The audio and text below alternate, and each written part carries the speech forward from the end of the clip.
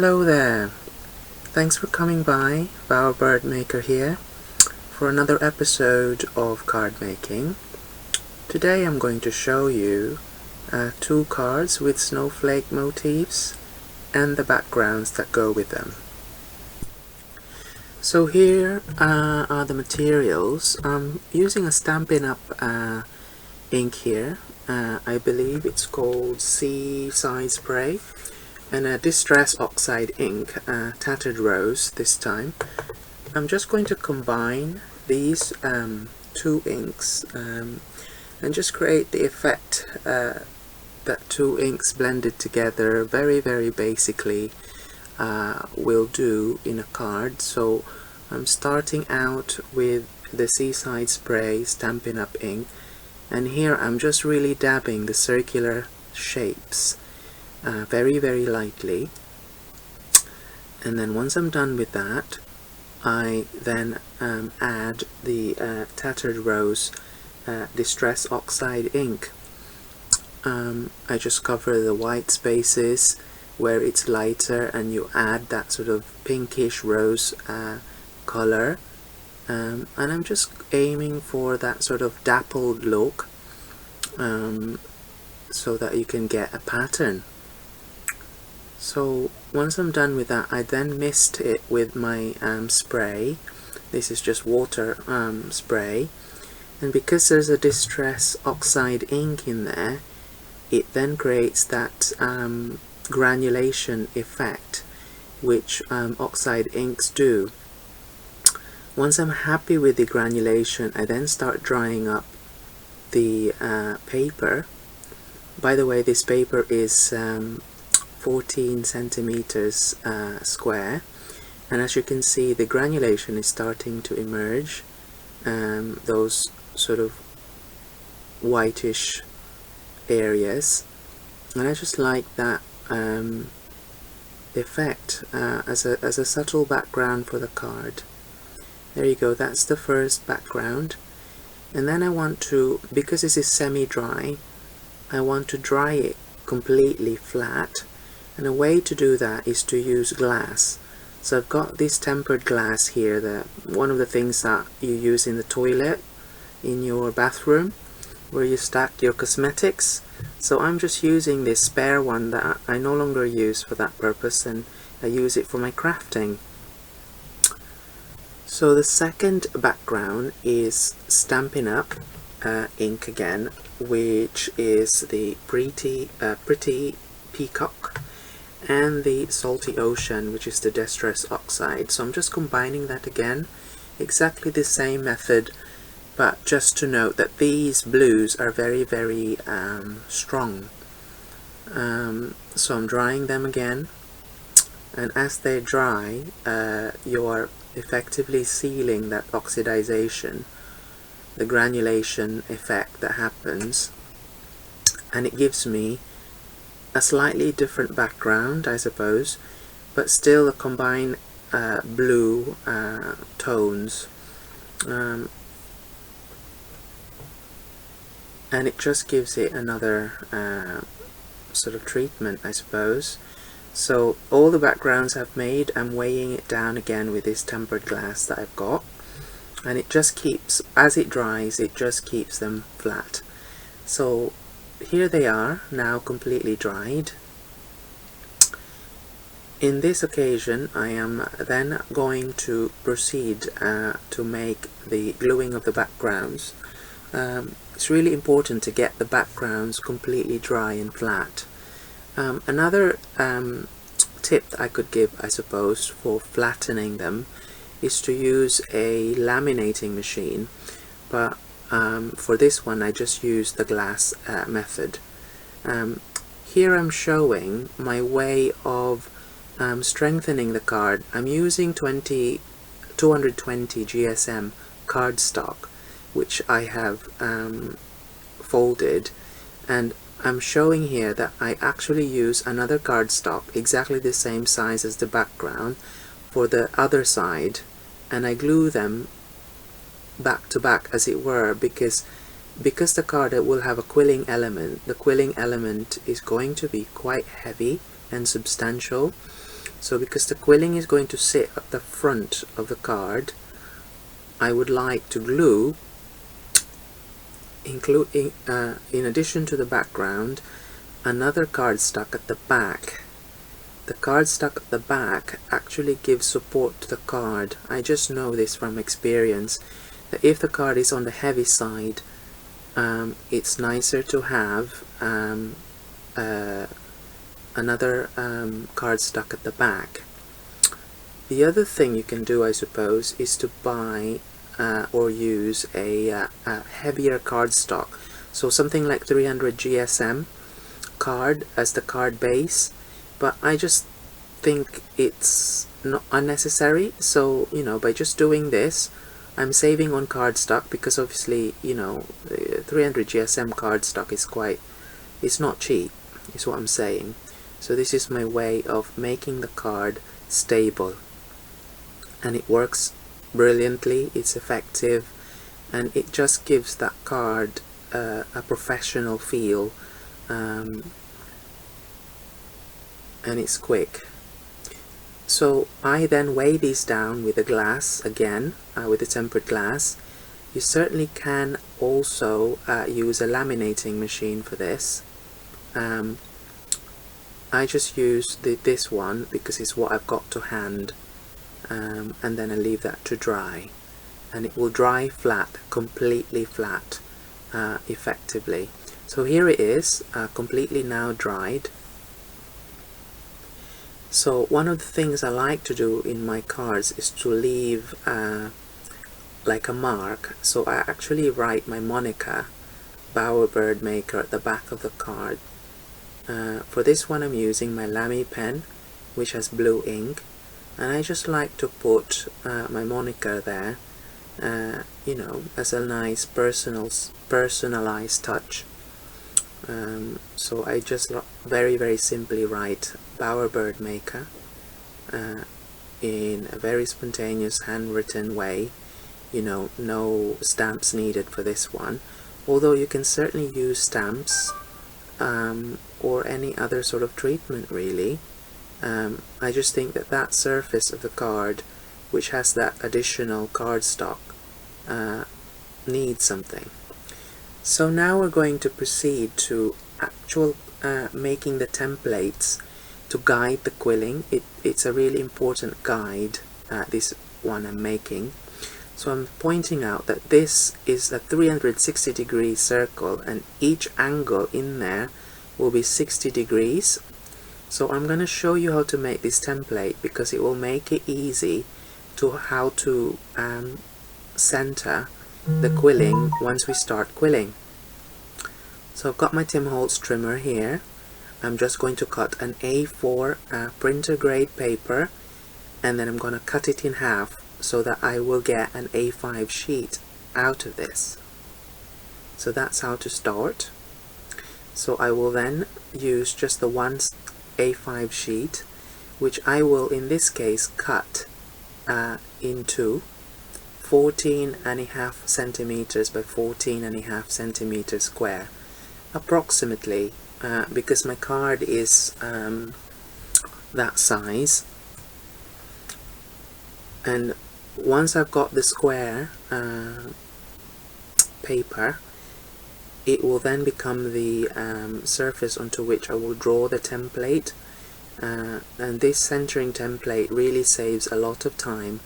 Although it looks faffy in the beginning because we're having to establish this, once you've got a template, you've got that template for life, and never throw it away, because it can be used for other motifs that you use in your quilling. So this square then, what I do is I fold it horizontally and vertically, and that is a way to establish the center of this square very quickly. So fold it one way, fold it the other way, and immediately you get a center point, and it's how you center the template. So across these fold lines, I am going to make a mark, a line. So using your ruler and pencil, you basically make a line. So it's important at this stage to use a pencil because we're going to erase some lines later.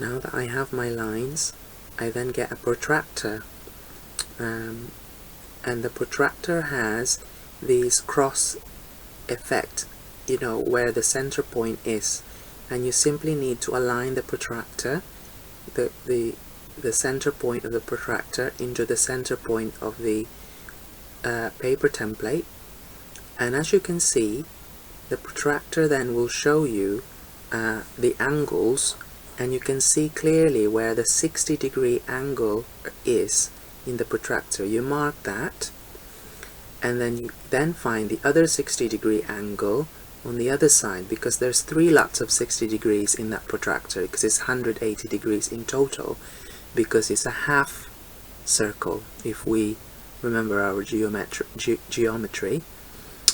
So I'm simply showing there that I'm looking for that 60-degree angle, and because the protractor has these guidelines, I will use those guidelines using a ruler so that you can get the exact orientation of this 60-degree angle, and I will let my ruler go across, passing that center point in the protractor. And so I will then make a mark so that the guideline is exactly how the angle is oriented on the protractor, and I'm just using the lines that already exist in the protractor, and then I will repeat this on the other side.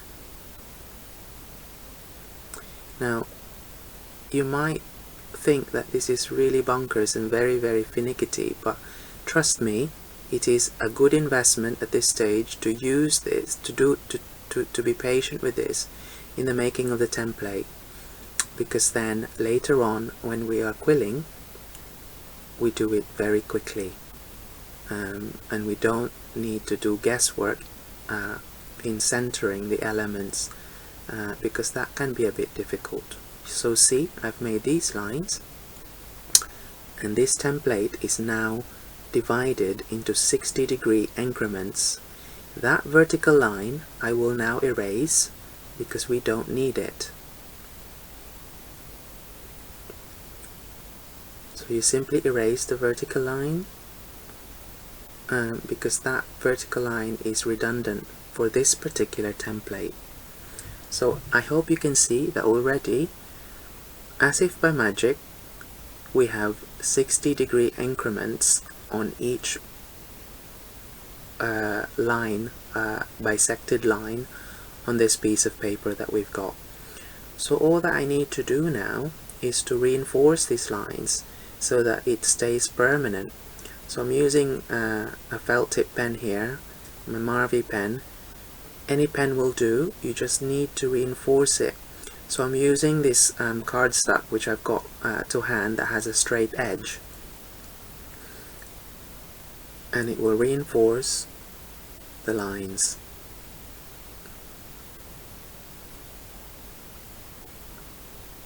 So a little bit of patience goes a long way here, because this template will become a template for life. So as you can see, it's completed. This template will then be possible to put either laminated, or in this case I tend to just use so I have here one of the Lawn Fawn dies, I think, or no, it's the I think it's the shimmy shammy thing that you use to clean your stamps. So I've saved this particular packaging I tend to do that a lot so that I can recycle them and reuse them for something else. So it's perfect for this. You just put the template in there and it's nice and secure inside, and the plastic packaging can be used as a substrate so that you can glue the quilling on it as you're assembling it. The other way of technique that I have is to use what I've got is a Stampin' Up rubber mat that is exactly 6 inches by 6 inches, so it's roughly 15 centimeters by 15 centimeters. And so if I overlay this on top of the template that I've got, it is a very good way of then working. So I'm able to then glue the quilling on top of it, and I can manipulate it. So let's proceed to the quilling. Here I've got a 3M tape, micropore tape, which I tend to use to protect my finger, my index finger, so that I don't get paper cuts, guys, because they are nasty when you're quilling paper.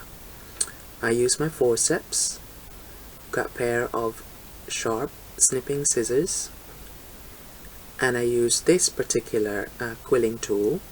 This particular quilling tool happens to have a slotted end that will be able to take thicker cardstock, because I think this cardstock I've got is 200 to 220 GSM, if I'm not mistaken. It's a thicker card basically, and so I'm able to slot that tool in and quill. So for those of you who are new to quilling, I do have a video, the introduction or introductory basic quilling shapes. Watch that video and I explain in detail how I can make these quilling shapes. So this one I'm just making a closed coil and I'm gluing the end now, and that will form the center of the snowflake that we're going to create. So the forceps allow the glue to dry and for this edge to stay in place without upsetting the shape, the circular shape.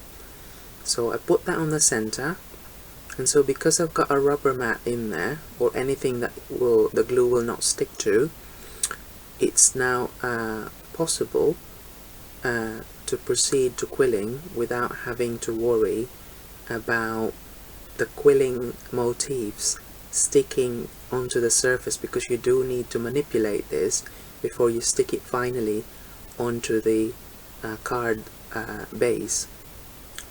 So this is going to become a petal shape, which is a teardrop. So I'm just going to show you in real time how to make this as a reminder, but do check out my introductory video on basic quilling shapes if you are new to quilling, so you can have a more in-depth look at this process. So that's the first teardrop shape that we're going to sorry, that was in the wrong orientation. That's it, and then we use the guidelines accordingly. And I'm now speeding this up, guys, because we're going to simply quill all these shapes.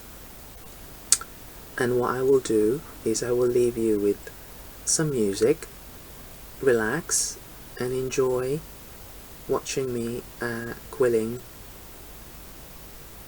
and forming the design of the snowflake.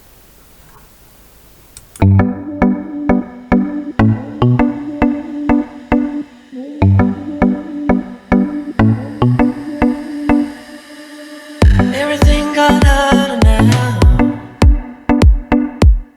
'cause they're all in fear of you, knowing what they're harboring, knowing what they'll do.